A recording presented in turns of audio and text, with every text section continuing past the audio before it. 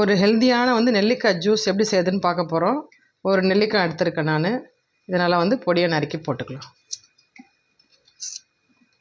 சின்ன சின்னதாக ஒரு ஆளுக்கு ஒரு நெல்லிக்காய் கணக்கு. 2 பேர்னால் 2 நெல்லிக்காய், அப்படியே எத்தனை பேரோ அத்தனை நெல்லிக்காய். ஒரு நெல்லிக்காயில் நிறைய புளிப்புத்தன்மை இருக்கும். பொடியை இதை நறுக்கி போட்டு நம்ம தண்ணி ஊற்றி அரைச்சிக்கலாம். மொத்தம் கட் பண்ணி போட்டு அந்த கொட்டை வரைக்கும் மிச்சமாகிடுச்சு. இதை தூக்கி போட்டுடலாம். ஒரு 10 கறிவேப்பிலை நான் நல்லா வாஷ் பண்ணி வச்சுருக்கேன். இது ஒரு ஆளுக்கு இது ஜாஸ்தி தான், பரவாயில்ல, தப்பு இல்லை, நல்லா சத்து தான். இதை சேர்த்துக்கலாம்.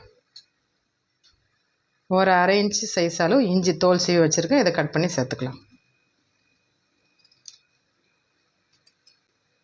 ரொம்ப ரொம்ப சிம்பிளானது தான், ரொம்ப ஈஸி கூட, ஆனால் அவ்வளோ ஹெல்தி. இது நிறைய அயன் இருக்குது, கால்சியம் இருக்குது நெல்லிக்காயில். கொஞ்சமாக சால்ட், அவ்வளோதான். இது சும்மா ஒரு ரஃப் அடைச்சி எடுத்துகிட்டு அப்புறம் நம்ம தண்ணி ஊற்றி நல்லா அரைச்சிக்கலாம்.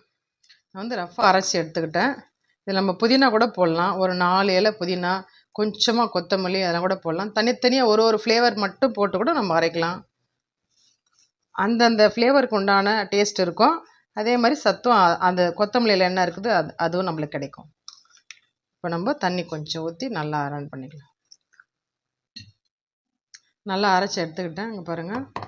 இப்போ 1 டம்ளர் தண்ணி, அதாவது 1 டம்ளர்னால் ஒரு 200 மில்லிகிராம் தண்ணி நம்ம ஒரு ஆளுக்கு கணக்கு. இதை நம்ம நல்லா ஊற்றி அப்படியே வடிகட்டி எடுத்துட்டோம்னா நெல்லிக்காய் ஜூஸ் ரெடி. ஹெல்த்தியான நெல்லிக்காய் ஜூஸ் ரெடி. நம்ம வடிகட்டி எடுத்துக்கலாம்.